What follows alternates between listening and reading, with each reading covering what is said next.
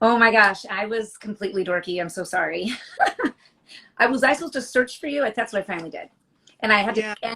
end one and start over. So these are the new people. I had another one going, then I had to get off. But it's so fun to see people I know that are watching. This is my very first one. Hug from Sweden. Holy cow, that's pretty cool. I was saying this is my way I hug. I have to hug now because I want to hug people. When I see them, I can't. So I have to go hug. It's not as fun. But anyway, nice to meet So you. What's that? how are you? Good, very good. Very good considering, just kind of Yeah. hanging in there. Better than, Where are but better you? than, I'm in LA, yes. Yeah. Okay. How And are actually things I had there? to, things, well, we just had to go more on lockdown. It was more, it felt like we were kind of coming out of it and we were starting to get excited and going to restaurants, and then they put the kibosh on it again. Um, Oh, it's just, I don't think they know. They close the beaches and then they say go outside, and everybody's just kind of in a waiting, probably like everywhere, really. Just kind of in a big nobody waiting room. really knows how this virus works. What was the question? I'm sorry. Nobody really knows how this virus works. Yes. It's really, Every day I hear uh, something different. Yeah, yeah, I every, heard. Yeah, someone said that it mutates or something every 2 weeks. yeah, So yeah. it's one of those things. But the net is we're all disconnected. We're not able to talk physically. We're not able to. Yes, the novelties worn off. Perfectly put, Stephen. We all did our jigsaw puzzles and read our books, and now we're ready to get back out there and earn a living and keep living. I had to move during the pandemic, and Huh. I was so overwhelmed. It was very overwhelming because I had, all these people I don't know in my home helping me move. I mean, had to do it, but and I had you just don't know. But mostly everybody, we all just worked together and did it quickly and tried to, make it work. So you had scheduled a move, and you got caught by the pandemic, right? Yes. I had to move in April 1. And that was just the day. It was like, I couldn't, and I was like, I didn't even know, but apparently movers are essential workers. But it was so early on that I didn't know. It just seemed so weird and different, but it worked out. And I could see my neighbors from afar, and we've like waved and said, hey, um, Did you move too far away from where you used to live, or? I lived more at the beach, and now I'm a little more inland. So Oh, it's close. It should be closer if I was driving anywhere. It would be closer to, because the way LA, the business works, it's kind of all spread out. Sometimes you have to go to auditions near the beach in Santa Monica, and sometimes you have to go to Burbank and Hollywood. And so this is a little more inland, so it's not so far of a drive. If I had a drive, if I had an audition, right. you know. It probably would have been worse if you went to a place that was far away from there, moving wise.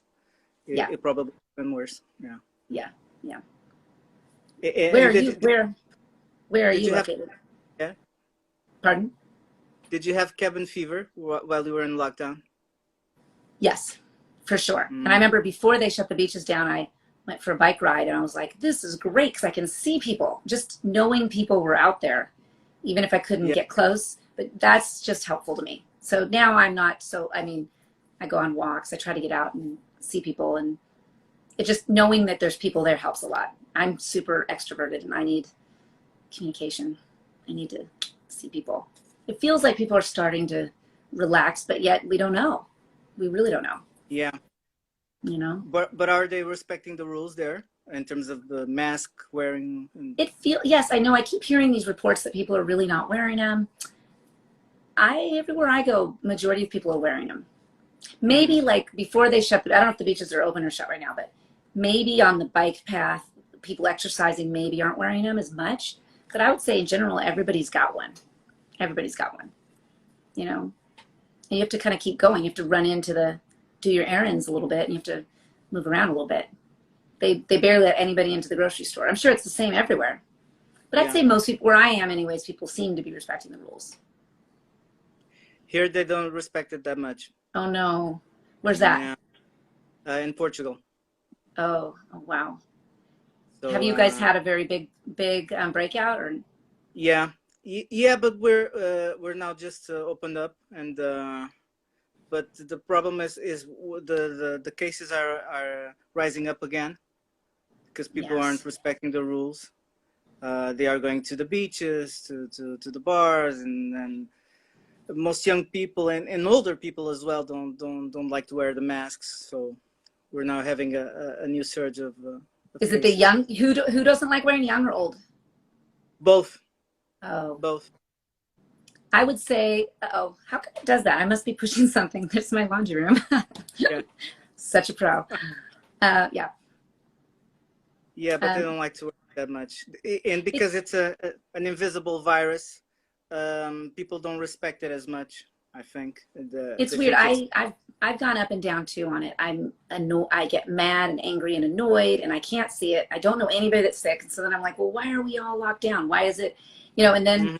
and I seem to go through flip flopping of like, but obviously I want to do all we can and do a good effort, but it's tough. It's tough. It's tough on these teenagers. They're used to socializing and being together, Mhm. and it's much harder in some ways on them, and I think it's tough on the really old people, to be honest. The people that are in old folks homes, they're even more, just they're literally solo. They can't be with their family, friend, anybody, and then they don't know how to do an Instagram live. Like, I mean, they don't know how to even connect with others, and so my heart goes out to them too. I think that this is a loneliness epidemic too at the same time. That's what I feel. Was it tough for your family, for your children? Um, yeah, it was hard. My son was graduating high school, so he had the whole just one day left school and never went back. And they did a good job though of all the virtual stuff. And I think it's tough. Like, I think the teens want to congregate and be together, and it's reminded me how it was. I forgot, but back when you're that age, you just want to be with your friends. You don't care about anybody else, and you don't care about your family as much. You need to be with your friends, and so I think it's tough on them. The novelties weren't off for them. And then my mom is living with stage 4 cancer. So she's the person that's really at risk. She's the classic. So she can't have anybody come in and help clean her house. And she doesn't really even want to be around us that much. So we're trying to sneak in, help clean at a distance and leave, because she needs care and help, but nobody can really come in and do that. So she's like so she, I can tell, is going stir crazy. It's tough. It's tough. She does, she has to go to the doctors. When she goes to the hospital, I think she's putting herself in danger too. She has to go get, infusions and things. How is she feeling right now? Is she a bit better? She just switched to 2 new, like, brand spanking new, well, one's brand spanking new medicine, like a chemo, and it seems to be working. It has some weirdo side effects, but she's not in any of that terrible. We keep waiting for this terrible bone pain because it's, the cancer's all throughout her body, but you can't see it. It's invisible in some ways. She's frail and she can't fall, but she feels pretty good. I mean, considering the loneliness part is the worst. She's got our family dog, and I don't think she could get along without a dog. Like, she needs that pet to love and to communicate with, and it's like her lifeline. And thank God.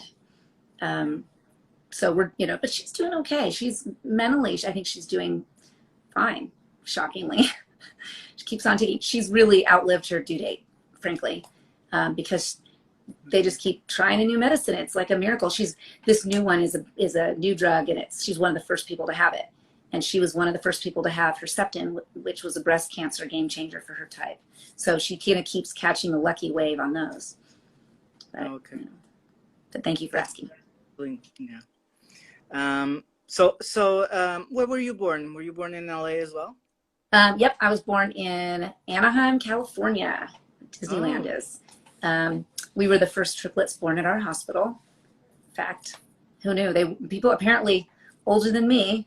So, why, 45 plus years is triplets just didn't survive. They didn't know about triplets. Usually they didn't do ultrasounds. They were just like, you would go in and there would be complications because you didn't know you were having triplets. And because we were little. So, so it's interesting. I keep remembering it's kind of rare. Now they're more common, I guess, but Yeah, I think so. And what are your earliest memories of life? Oh, my earliest memories. Well, I do remember one of my earliest was Joy and LeAnna. For some reason, my two sisters were getting their tonsils out. I don't know why I wasn't. And they had to spend the night in the hospital. And I remember, I was only 2, but I remember sneaking in with my mom, and she must have made it a fun game because we snuck in allegedly and gave them chocolate or something and visited them in the hospital. But it was probably the first time I've ever been separated from them. I remember that very distinctly. So I remember, and I remember I don't ever remember being alone, pretty much ever. I was crammed in the womb, crammed in a bedroom, never started school in this, I've just pretty much always had somebody around me. So consequently, being alone is a challenge, as you can imagine. And what was it like having 2 twin sisters? Well, I like to say it was normal for me, but I could tell by the reactions, and once I became a mom myself, how weird it is, how truly weird it is. It's, I was used to being stared at and looked at and strangers asking me questions like, did your mom breastfeed? Oh my gosh, can you tell yourselves apart? And so I guess when I started acting, it was a natural progression because I'm just used to people asking me questions and talking to me. And so it was, I remember maybe in college, I was out with some friends and both my sisters, and the other people were like, everybody is staring. And I'm like, they are? I was just unaware. So I think I'm just used to that piece of it. And just always kind of being a little bit of there's the triplets. There's always this novelty, I guess. I don't know, some of my high school friends are watching. They could probably tell you. Like Steve Shin, and who else was from high school? Somebody else I remember. Oh, Robbie Payne. He was on the other one. He might not have made it all the way to this thread. But my aunt is on here. Oh, cool. So yeah, I had a super great upbringing. In terms of having, 2 parents that loved me, and I had my sisters, and, it was pretty great. And I grew up with great people. Say that, that twins sometimes feel each other's pain and joys. Did you feel the same way? Yes. I wouldn't say lately as much, but for sure. Like when big things are happening in our lives, it's like we are compelled to reach out to that person that day. Often we'll just come together, and it's at that right time, right when something big is happening and we don't really know why, but we're reaching out at that time. We keep in pretty close contact, but I would say in the last couple years, it's been harder and harder to talk all the time, But yeah, I would say I definitely feel what's up. And like 2 of us will talk and say, yes, we know this is going on. We can just tell with the other one, or the third one. It's kind of like sisters, more extreme. Because I noticed it's the same with other people with sisters, but it's that just pumped up a little bit, even more. The good and the bad. Don't ask my aunt. She thinks we fought a lot. But you would too if you had to share a face and a car and a house and a bathroom with 2 other people that looked exactly like you. And while you're trying to be different and stand out, and everybody's lumping you together. And did you play any pranks on your parents or your friends and convince them that you were the other? Yes, we did. Oh my gosh, Jenny Mount. She just joined. How fun. Hi, Brian Kerr. Who else? Okay, sorry, I'm getting distracted. We did. Our most classic one, well, whenever we got stopped in the halls in high school, no one knew who we were, and they would just say, Miss Creole, which one are, and we would pretend we were the other one so we could be out of our class, or just throw the other one under the bus. But I remember, was it homecoming or prom? One of the dances, my sister LeAnna used to date Kirk Cameron, because our first TV job was on Growing Pains. And we met the Cameron family. They were really great. And so he was coming, and I just remember he was driving Alan Thicke's car. It was like a Porsche to drive. He was going to pick up LeAnna on the date. And one of us, we were all dressed up, and one of us just met at the door. I think, I really can't remember if it was me or Joy. But one of us went as if we were LeAnna and got in the car. And I think it was me, because I remember it so well. It's sometimes we share memories. And then after starting to drive away, saying, stop, it's me, I'm not really LeAnna.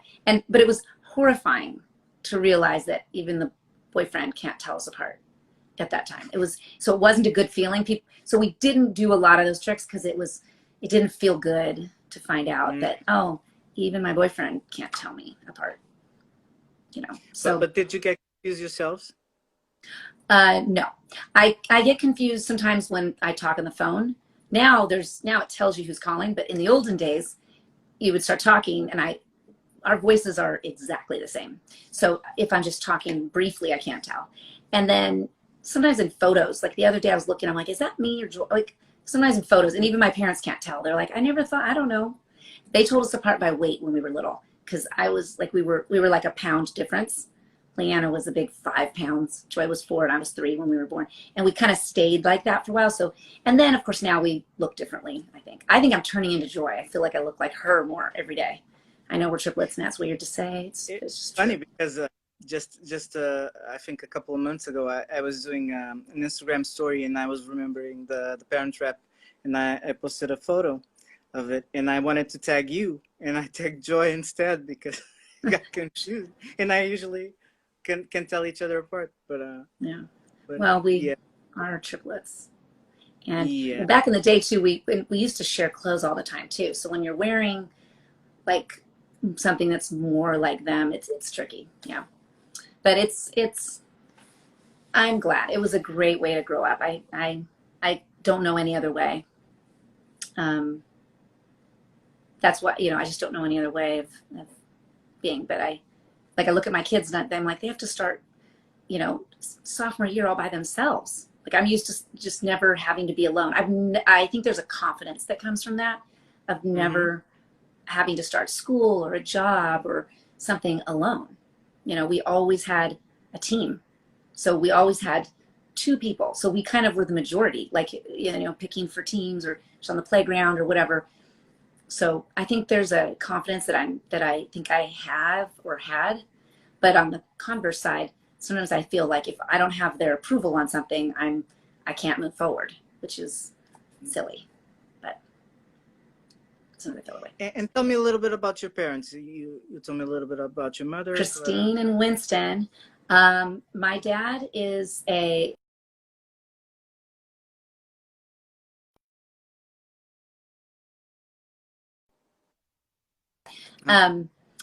so my dad is kind of, some of the people who are watching, like Steve Shin from high school. My dad was pretty like well known on campus. He went to all the football games, and he actually rode our horse as the Lancer and dressed in full Lancer regalia at the football games.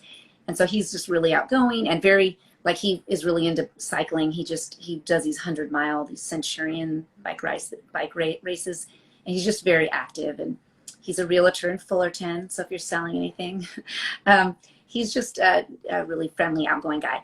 And my mom, Christine, also outgoing. She taught at our high school after we were there. She went to college kind of when we all went to college. She was able to go back to college. We were, I think that they call it first generation. The three of my dad was like a class away from graduating from college when he had us, and that was the end of that. And my mom didn't finish until we all went to college. And then she went back and got her degree, and she was teaching at our high school for many years. I think she retired, I think, when some of the cancer came back, but she worked through some of it. And she's still, they're both still in Fullerton. They're divorced, but live maybe a mile apart from each other. And they're friendly. And my mom, they're just really plugged into that community there too. So we see, Great. And was your household open to the arts? Yes. I would say early on it was open to missionaries, because we were really big at our church. And I remember my mom, it was like her way of getting us to see the world, because we did not have a lot growing up. So she was always like, we'll host the missionaries at our house. And so they would come to our house and we would say, tell us what's like in Venezuela, or Papua New Guinea. And so we learned a lot about the world. I wouldn't say that's necessarily the arts, but it gave us this appreciation of cultures. And I remember thinking, I want to learn another language. I want to go to these other places. I just was so terribly interested in people. And that was something my parents for sure fostered. They were always going, try this, look at that. And I do remember the first arts thing that we really were involved with. One of our friends was in the Nutcracker, and we drove to LA, because Orange County was like far away from LA back then. And we watched her dance in this thing, and we were like, this is pretty cool.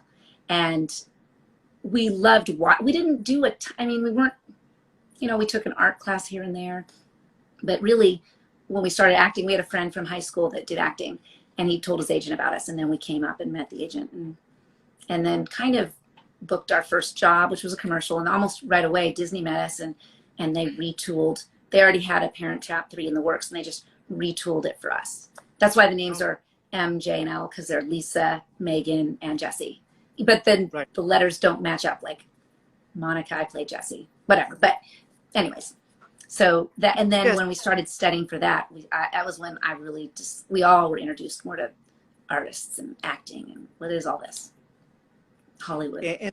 But do you remember watching anything while you were little on TV or in movies? Oh, we were Disney. Well, my parents were very strict about the TV. We only got to watch, I think, well, we couldn't wait to get home. We went to church on Sundays. We would race home to watch the Sunday night movie, Disney Sunday night movie. So we, bed knobs and broomsticks, and the computer wore tennis shoes, and all the Herbie the Love Bug, and the original Parent Trap was our favorite movie, bar none. I mean, we kind of looked like her when we were younger. My mom must have thought it was a good idea to give us that funny little bowl cut with the bangs like she had. But it was our favorite movie. So it was almost like surreal to be auditioning for this, you know, to be in it. We were just like, what?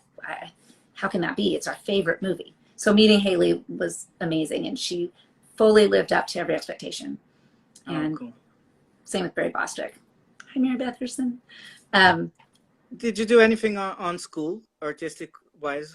Well, we did. I remember I was in, we had a great drama teacher at our high school named Mary Kralowishi. She's retired now, but she was amazing at Sunny Hills High School, and she really developed the drama program. She was new when I was there. I did the freshman year, but she didn't like it that I was playing soccer and I was a cheerleader and I was on yearbook, and I think she wanted more dedicated people. So I did a year of class in there. I enjoyed it, but no, I was kind of, I know it's going to sound weird, but the three of us were very shy. They tried to get us to do productions and things, and I don't know, we were really shy. It's different acting for the camera because you're just looking down the barrel. There's lights. You can kind of pretend that people aren't there, and you're playing a character. There's something about theater where it's more in front of people. Now I'm more adjusted, but I didn't think I was shy in that regard. So we kind of, the first thing was this we did a commercial. I think that was our first thing. And then we did a student film that I don't think ever came out, but that's what we did our senior year. My mom said that's why she and Dad drove us up every Saturday and Sunday of our senior year of high school to film at like the Santa Monica Pier and in Venice, this student film. But we really learned what the heck, you know, what's the camera and marks and how to find your light and how to remember a line. And I mean, I'm sure it's dreadful because we had no idea what we were doing, but you have to kind of stumble through and to get comfortable in front of the camera and learn so that you can be comfortable doing your thing. And did you get major in anything regarding arts or? In college, you mean?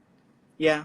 I know it's also ironic. I was an English major, and at the time I was working a lot, and I was studying with all the people in town. Like I was with Larry Moss and Iris Klein and Janet Alhunty and all the great teachers. And at the time, and I was like, I just didn't see. I wanted to do.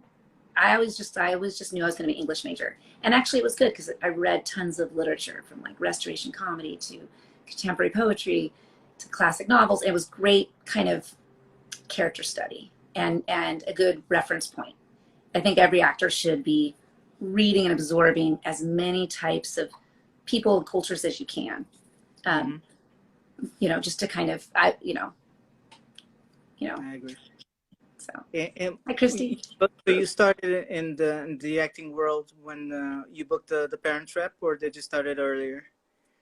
Well, we met this agent, and he sent us, the first thing we booked was this commercial. It was a Nissan Stanza GXE, and I think it was in like the 80s, and they put pretend braces on us. And that's how we got into SAG. That was our SAG, you know, we got into SAG that way.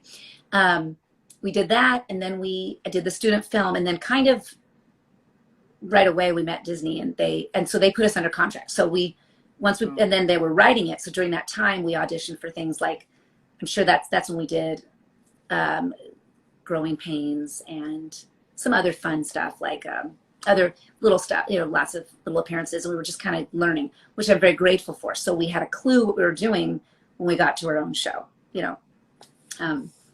And did you feel at any time that that you were being cheated out of your teenage years or something? No, I think my parents played it perfectly. People had approached us when we were kids all the time, and I'm really glad that they said no. They waited until we basically begged, and we were about 16, and that's about the time you kids start to pick something they want to do. And we'd had a chance to be on the soccer team and play all the sports, and we were fully involved in our high school. Ask anybody, like, we got that whole experience. And then so we were ready to kind of get out there and start working, but it was a very soft landing into the business, I have to say. A lot of people try a lot harder, and we kind of landed in our lap. And I'm just grateful that that my parents were willing to drive us up. They drove us up all the time. We would do our homework. We'd be in the back of this Nissan Camry. Yeah. And the three of us would be back, and we'd be reading and studying like biology. And my mom would drive us up because it was like an hour and a half to Van Nuys, where we had our acting class with Diane Hill Harden and Stefan. What was his last name? Anyways, just and it took all that, and then we made friends, actor friends that we're still friendly with, and started building that community. And we were so worried, oh, everybody's so weird in Hollywood, and that has not been my experience at all. And I mean, for the most part, there's been a lot of great people that we've met and are lifelong friends. And so I'm really grateful. It really opened up my world. I didn't know that I liked, that's not true. We did some acting class at Buffy Seldine's house. She's another kid we grew up with. She was a twin, and her mom or somebody taught this improv class. I remember thinking, I like this. I don't know why, but I think it's cool. It's funny. And improv is the basis of all acting. It's something you should always go back to, and it's something that everybody can enjoy, whether you know what you're doing or not. And I remember thinking, I like this. This is cool. I would have, if you told me I was going to be acting in high school, I would have said, that was a lark. We thought we were just doing like a fun thing on Saturday, filming a commercial. We didn't really, I never thought you could actually make a living at it, or have like a whole, hi Carrie, or have like a whole career at it. It was, I didn't know anybody except this one kid in high school that I didn't even think it was a possibility. It was just too remote. I thought I would be a teacher, probably.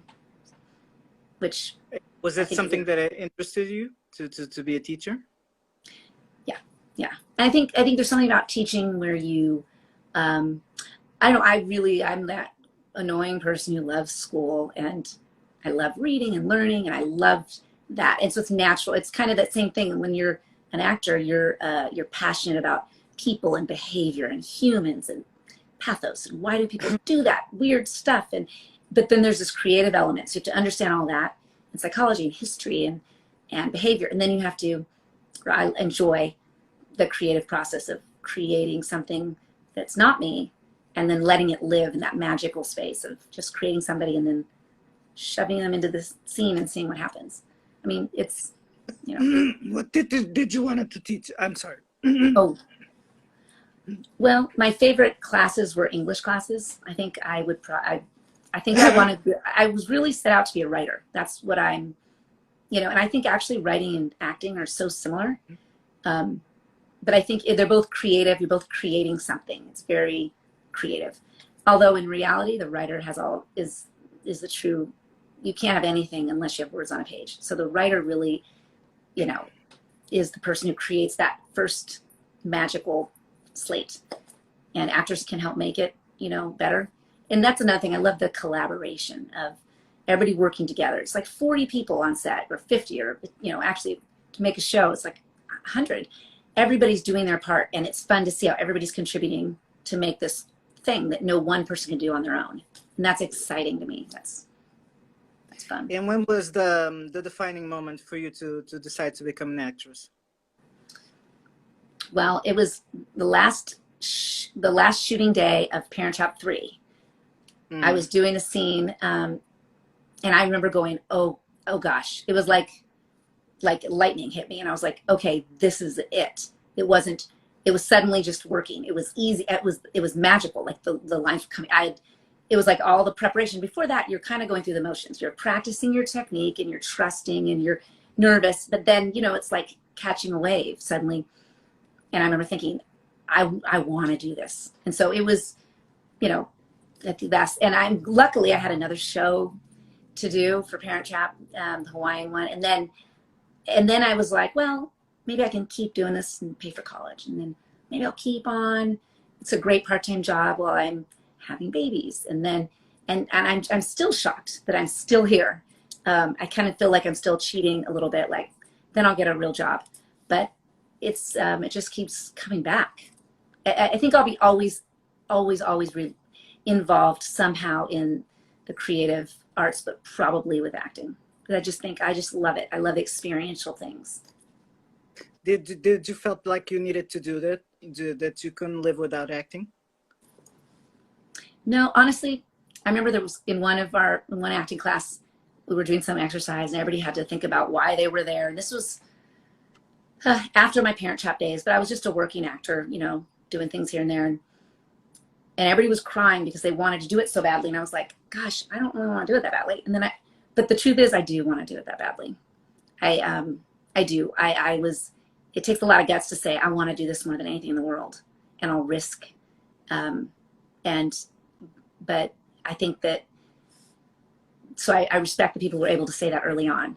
I kept saying, well, it pays the bills. You know, oh, it's all I know how to do. And now I'm at a crossroads. I'm like, I can choose to keep doing this. No one's making me. And there's something about it that I just love. But I think I love the creativity of it all. You know. How did your parents react when you finally said, I want to be an actress for life? They were fine with it. But my dad has 3 topics you can talk to him about: UCLA football, horses, and the movies, and maybe Civil War trivia. So he, you know, he's a big fan of the arts. And my mom is, my dad's a fan of movies. My mom is a fan of all arts in general, painting and in like the, you know, the fine arts. And so they were very supportive. And I'm so fortunate. I didn't have to fight that battle. I think they saw that I was making money. I think if I was not booking anything, maybe they would have encouraged me to do something. But, you know, they didn't, and I'm so glad. I'm really glad.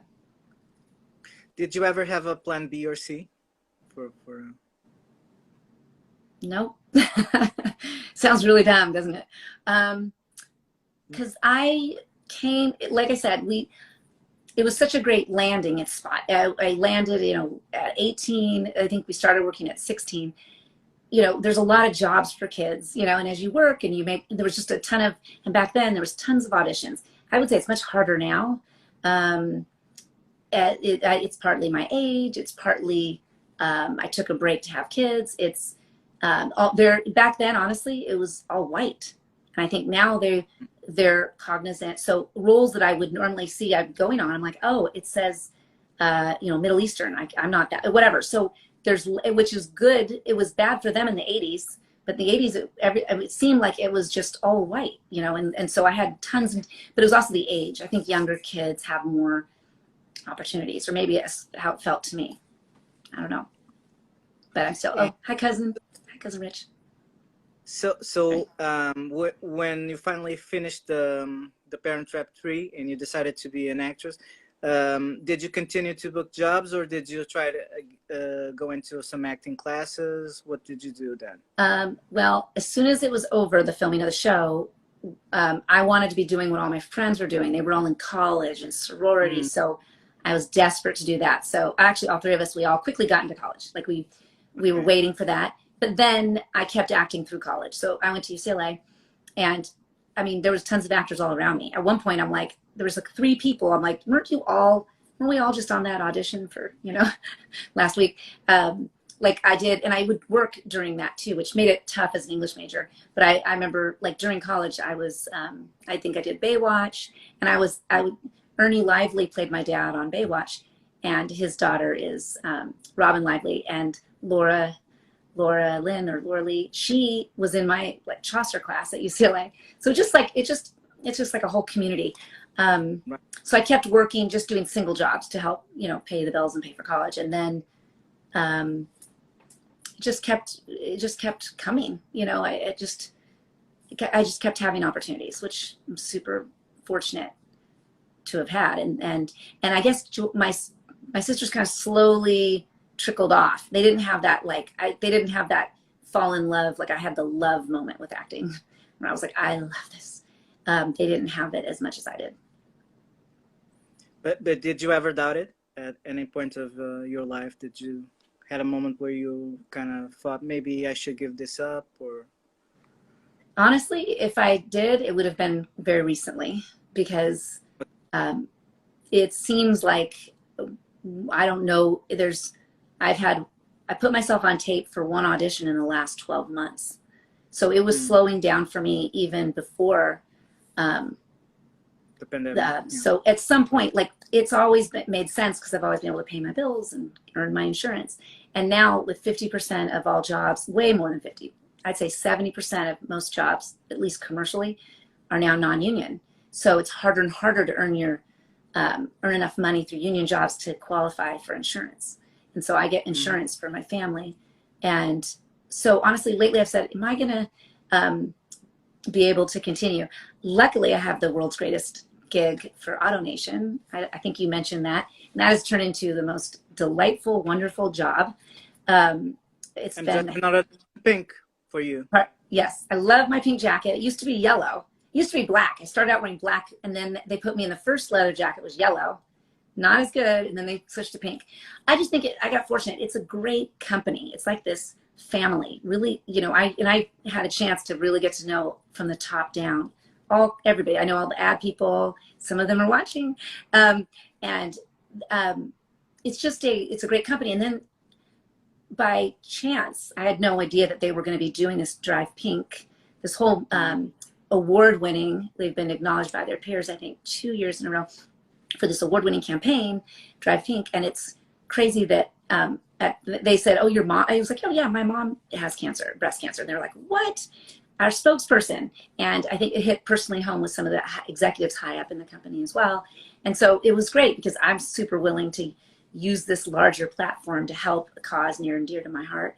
And they were happy to do it. And I think they did so much good. The fact that they cooked up the Cure Bowl. How have we never had a bowl game raising money for cancer or one of these things? I mean, as far as I know, maybe we have, and I just didn't know about it, but it was a very high profile way to support. And as a company, it's super, I think, modern to put your money where your mouth is and say, we're going to be a leader in this area. And they, for several years, gave all their giving dollars went towards raising money for breast cancer specifically. They might be on to just all cancer now, but it was just a commitment. I think that's where brands are going. I think that's where the younger generation wants to go. You know, with Tom's, like we research before we buy. And we want to support the companies that, you know, are doing good. I think that's just the new kind of aware way that everybody's living. So, and just everybody over there is great, and it's really fun. And I've had so many fun directors I've worked with, and sometimes I've gone and done appearances, and it's been a joy. It's been really joy. I've got to do really funny commercials too, which I like. yeah, they're really great.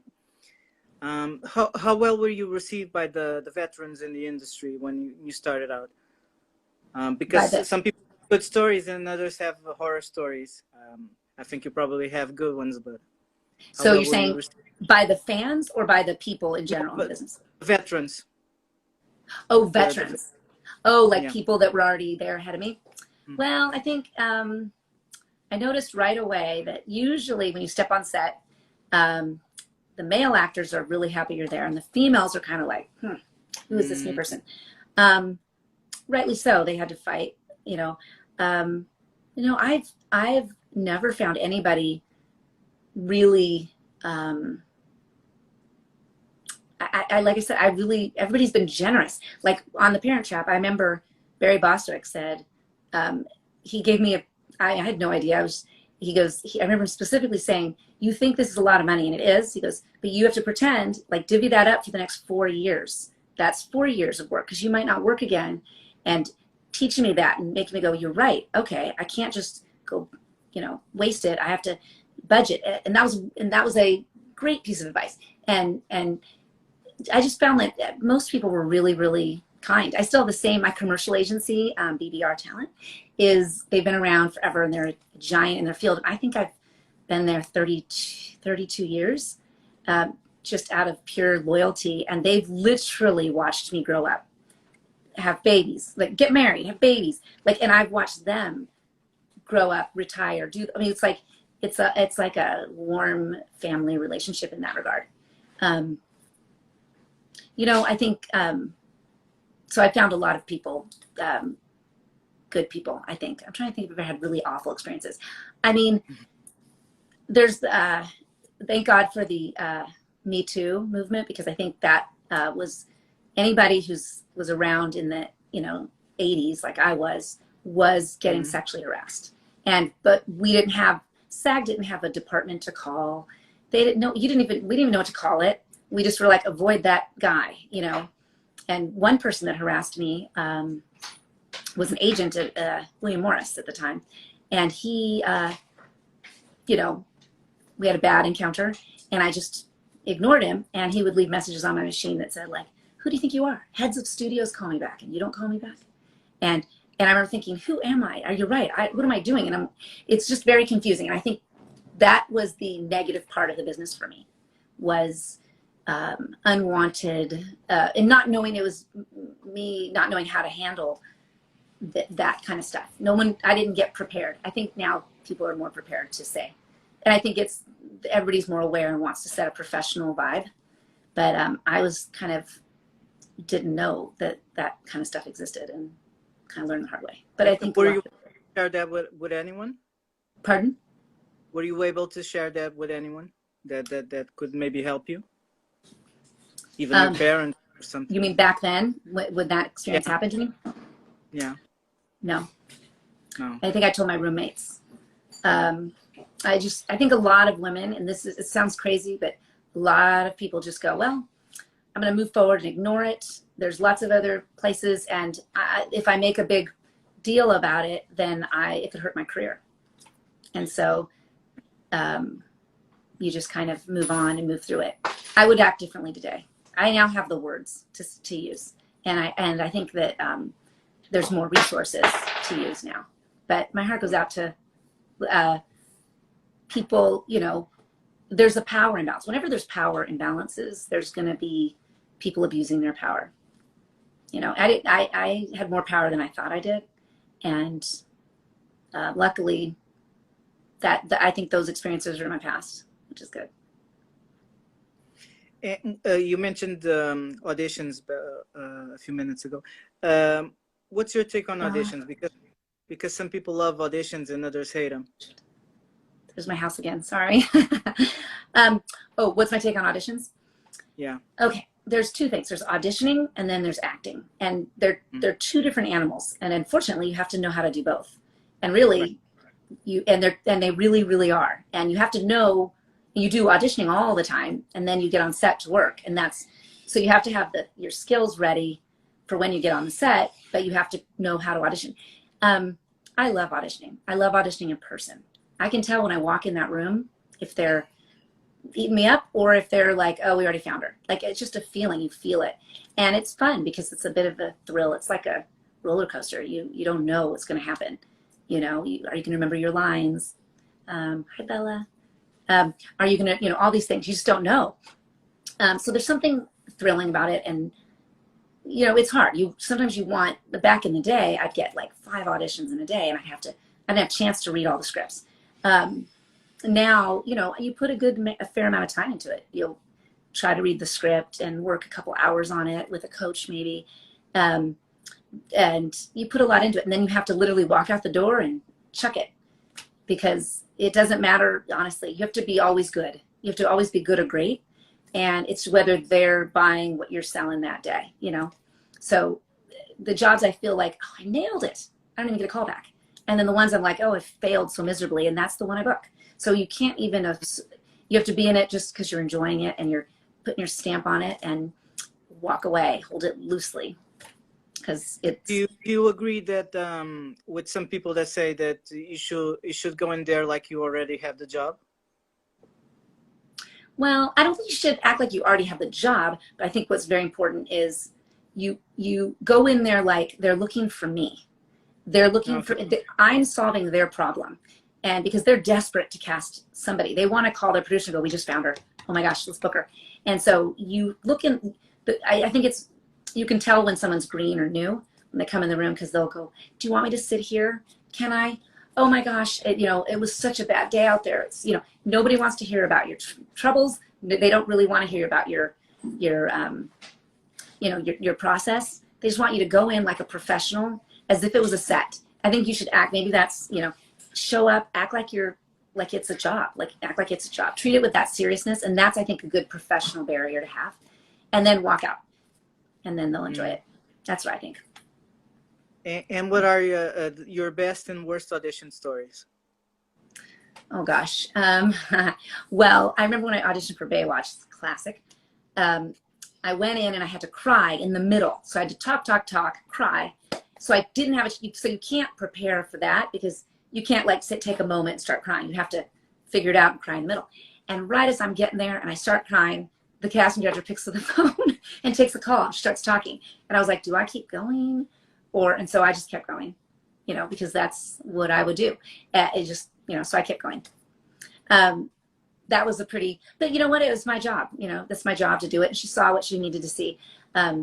Another one, like the show, The Kicks, that last show I did on Amazon, which is a darling show for kids and family. I went in on it. I kept thinking I'm never going to book this. And on like maybe the second call back, I decided I wouldn't wear my glasses. So I left them out there. And then I went in the room and there's a table with like the director and the client, the people from the studio network. And in the middle, which you're never supposed to do, I stopped and I said, I'm sorry guys, I can't see. I need my glasses. And I walked out and they're like, okay. And I went, oh great, there it goes. Cause you'd never break a scene like that. And I was like, whatever. So then I got my glasses, but then I could see and I couldn't do it without, I was like, I just had to do it. And I remember thinking, nah, I blew that. But I think if you're honest with whatever's happening, like that was a real moment. And then like I said, the part had my name on it, whether it had, I think the most important thing is to go in and do what you do the thing you do. Just kind of disregard something, follow what they've cooked up for you, but then add in who you really are. That's the key. Because when you're adding in your own thing that you want to do and you do, only you can do that, those seem to be the ones I end up booking. And what's your take on the rejection aspect of the business and the psychological effect on actors? There's a lot of that. It's really a job of hearing no every day. It is, but you have to frame it, and the way I've framed it is they're not saying no to me. They're saying, no, we wanted somebody with 1 million followers, or no, we want somebody who has this character or that. I mean, back in the day, I used to get, you're not pretty, you're too pretty. I got that on the same day. And I was like, this was the same day. How could I be too pretty? One, not pretty enough. I got, so you really can't go in there trying to fit into their box. What you do is you take what they've created, and then you make something that's true to that. And then you have to literally walk out the door, and that literally I take my script and I toss it and leave it. Because if you think about it, you'll want the job, you'll start thinking about it, you start hearing about it, and then it's just disappointing. I mean, it's hard. I even tell my agents when they're negotiating, because after a few auditions, then it's down to 2 or 3 people for a big job. And then you sign your contract before you go in for your last call. And it's a room, sometimes 30 people in the room, you're fully vested at that point. And I remember like my agents on the phone going, so I got you this many plane tickets, this many. I'm like, don't even tell me, because I'm going to do the job I want it. Just do your best job, because I don't negotiate contracts. You do that, and I'll just go in and do my best. Because if you focus too much, for me, I can't work when I'm focused on the deal or how many other people are up for it, or it says they want somebody who does yoga and I don't do yoga, whatever. You could get really hung up and talk yourself out of it. And really, the only thing I'm in control of is going in that room like a pro and doing what I do, dropping into character and just doing it. And if you're fun, you can, if you find the fun in it, you will enjoy it and you create something, and really it has to stop at that. You can't want too much from it. You know what I mean? Okay. But did it affect you early on? Or You know, yes, I'll be honest, it did.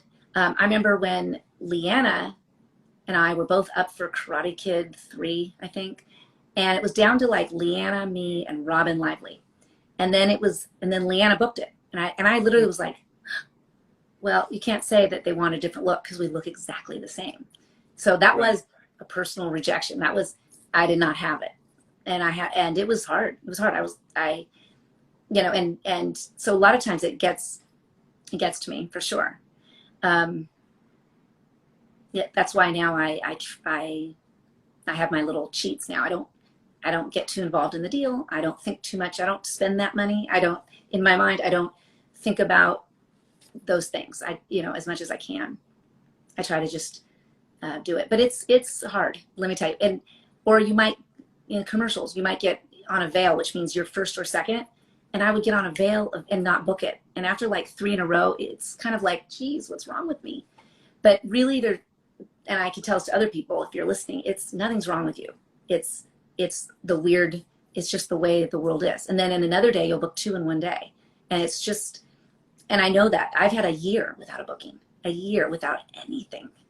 And like gone, wow, maybe I need to find something else to do. And like right now, there's way fewer opportunities out there. right.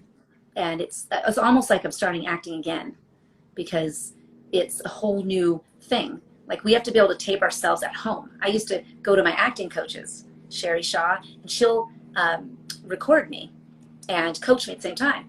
And now it's like, oh no, that's not an option. Now we have to get the lights, and I have it all now. Lights, camera, like I have a lavalier mic and got a backdrop and a stand. And I'm like, this stuff I thought wasn't my job is now part of my job. Like it's part of I have to be at least at that level. You know, kudos for those people who've been around, even, you know, old, you know, the 7-year-olds who are like, self-tape, what? You know, like it's just, we're not, you know, but I think in general, we're being asked to do more and more and more. Bring our own wardrobe to set sometimes, bring our own, film ourselves now. And I'm like, well, you know, come up with, you know, just more and more. And you just have to kind of go with that world, go with it. I'm trying to learn, trying. Were there parts that you thought you were perfect for that you didn't get? Sure, tons. I read for Friends, the original cast of Friends. And as before I read, I remember I went in, I can't remember now if I was reading for Monica and I wanted Rachel, or I was reading for Rachel and wanted to read for Monica. But I remember saying that when I walked in, and she goes, well, let me stop you right there. You're not going to book this. And I was like, what? Why? And she goes, well, we've already cast Lisa Kudrow. And she goes, and we're going to skew older. And I go, but I'm the real age. It's scripted. And they go, yeah, but we're now because Lisa Kudrow is a little older than me. So they were going to populate her friend group with people her age. And I guess, you know, and so sometimes that happens where you might be great at it, but now they want a different look or whatever age, or maybe the part goes away. There's for sure. And it's funny because the same group of girls sometimes are all vying for every job together. So I know who was up for my part on the Kicks, and they're great girls. Like they're great actors. And it was just my turn to book it at that time. And same with other commercials. I remember going, oh, I'll never book it. The big bookers are here and they're so amazing. They book everything. But sometimes it's their turn, and hopefully sometimes it's my turn. But it's competitive for sure. Yeah. But let me just say that we should be crashing anytime now, because Instagram only allows 1 hour at a time. Okay. If it does happen, they should ask you if you want to share the video chat. You should click yes. Okay. And then we have to enter again. Just in case. Okay. Great. Did anybody have questions for me? Is anybody? Yeah. I'll ask it in a minute. I wanted to ask you about some of the productions you've done. If you have any story regarding those shoots. Any shoot in particular? Which one you like to tell? X, Baywatch, Seinfeld, whatever. Baywatch, that was one where they didn't, after I booked it, I was like, this is so cool. I'm in my bathing suit, whatever. And they're like, and you're going to be in the water. I'm like, what? I'm like, oh yeah. and it was in the middle of winter. It was out here off of the coast of LA. And I remember I got out and I remember I was shaking so hard. So those are the kind of things you have to do. I remember thinking that was not so fun. Also, I had to play an Olympic swimmer and I don't know how to swim. So that's kind of funny. Other stories, gosh. It was always fun, like going to Hawaii with my sisters, because it's like working with your two friends in this great place. I was like, you get to go to cool places like Hawaii. Like I had no expectations of this acting thing. So it was fun everywhere I've gone. What else? I'm trying to think what else. The Kicks was really fun because it was all these kids, and I was one of the adults in the show, and Six, who played my daughter, is a very talented actress, and it was her first real time actually on camera, was the first shot of the Kicks. And she, in some ways, I felt like I was passing the baton to her, because somebody came over, for instance, like the sound guy, and said, okay, so on the day, you're going to do this and speak right here. And she turned to me and she goes, on the day, I thought we were filming it today. And I said, no, that's what they say. So I was defining a lot of the terms. I mean, on the day means when film is rolling, that's when you do that, gag, so you don't waste it or whatever. You know what I mean? So and I didn't realize that she constantly reminded me of my sisters and I on Parent Trap, because we were like wide-eyed and bushy-tailed. We had no idea what a mark was or how to do anything. And so so someone had handed the baton to us, like Barry Bostwick and Haley Mills. And in some ways I was handing it over to Six. And it was a thrill. Like sometimes I would also help improv, because we were mother-daughter. So I had a chance to like improv into the scene, which made it better. And I was